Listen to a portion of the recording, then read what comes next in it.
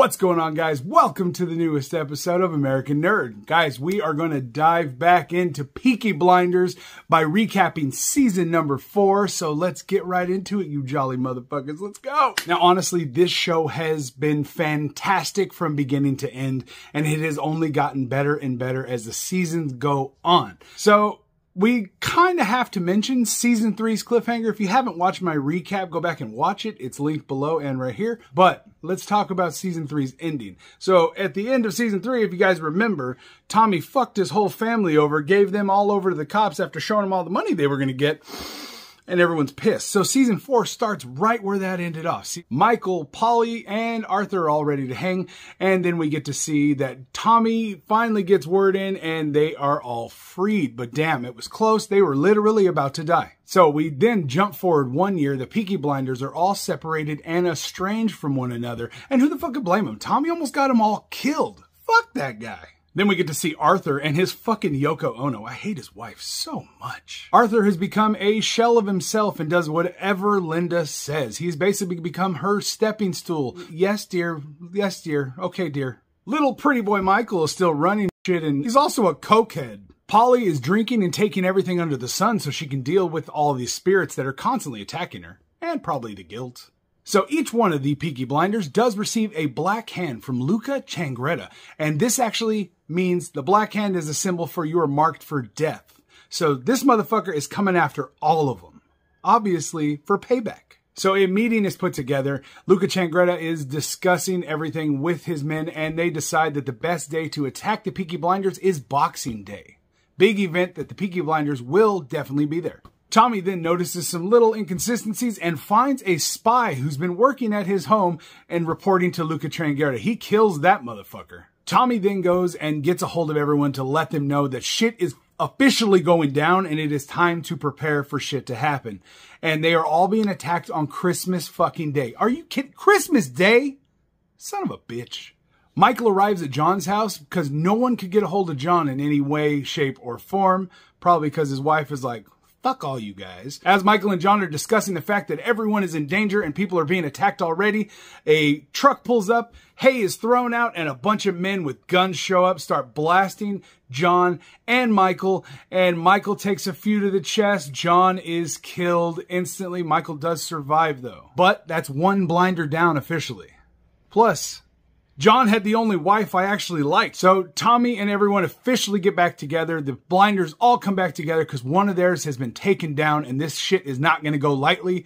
They are fucking pissed. So then Tommy says, we're done with this shit. Shit is real now. We are going to hire Aberama Gold to come and protect us. This is a bad son of a bitch. Another gypsy, but also a straight up killer. Right away, Polly says, fuck no. Like instantly is against the idea. So Tommy doesn't give a shit what everyone else thinks. He hires Gold anyways, and during John's funeral, he uses it to bring Aberama out to actually show everyone that he's there, and shit is going down. Polly is pissed. Polly tries to get Michael to pack the fuck up and go to Australia. Just get the hell away from all of this before he gets hurt even more. And Michael says, no, like, we need to help the family through. Now, Aberama Gold does decide to join the Peaky Blinders in their fight as long as they will give his son the opportunity to be a boxer in their Boxing Day matches. They watch this kid spar and goddamn, he whoops some fucking ass. They were like, hell yeah, we got this. Let's do this. Jessie shows up and she rallies fucking all Tommy's workers to strike. So Tommy then gets a visit at his office by Luca Changretta his fucking self. And this ballsy son of a bitch knows that he's already sent the black hands to all these sons of bitches. Knows that he don't give a fuck what these assholes have to think and that he's killing all of them. So he starts laying bullets out on the motherfucking table. And I'm like, Tommy gonna slap the shit out of this guy? No, but he lets him lay the bullets out and then he starts knocking them over like, go, one family member at a time, bitch. Boom. It's pretty fucking savage. Tommy and Luca come to an agreement that they will leave the police out of the matter and they will handle it themselves, but there are no women and no children to be harmed. So more strikes are going on at another one of the factories. During this, Arthur is attacked and almost killed. So then we find out that Polly and Changretta actually have a past, and it turns out that she tries to make a deal with him. She says, you know what, I'll fucking throw Tommy under the bus. You can have that piece of shit. I hate him. And you just leave the rest of the family alone. You've already taken one of us. Let the rest of us live. You can have him. Fuck that. Polly, I hate you. God. Now, Arthur was getting into boxing a lot, and he accidentally killed a kid with his bare fist in a little sparring match. And so he goes to this house of the kid that he killed to try to apologize and give his condolences to the family.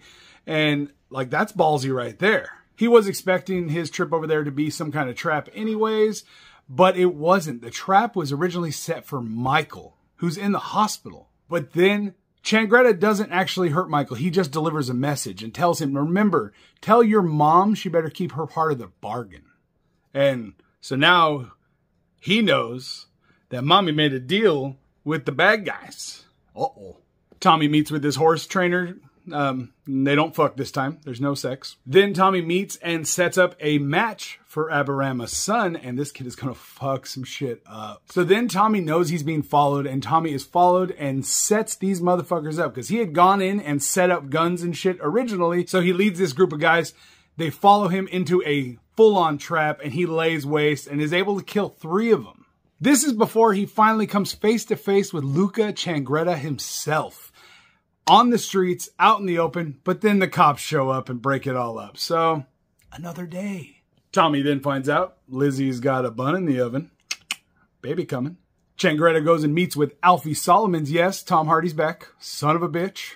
And he wants him to set up an assassination during the boxing match. So then, during the boxing match, Arthur is watching the boxer second and kind of notices this motherfucker's kind of shady. So he follows his ass down, gets out, and Arthur is mortally wounded. And it appears he fucking feud and this bullshit if you just sign over all of your assets. Michael's already on his way to America to go meet with the other mob bosses, the big ones from where you're at.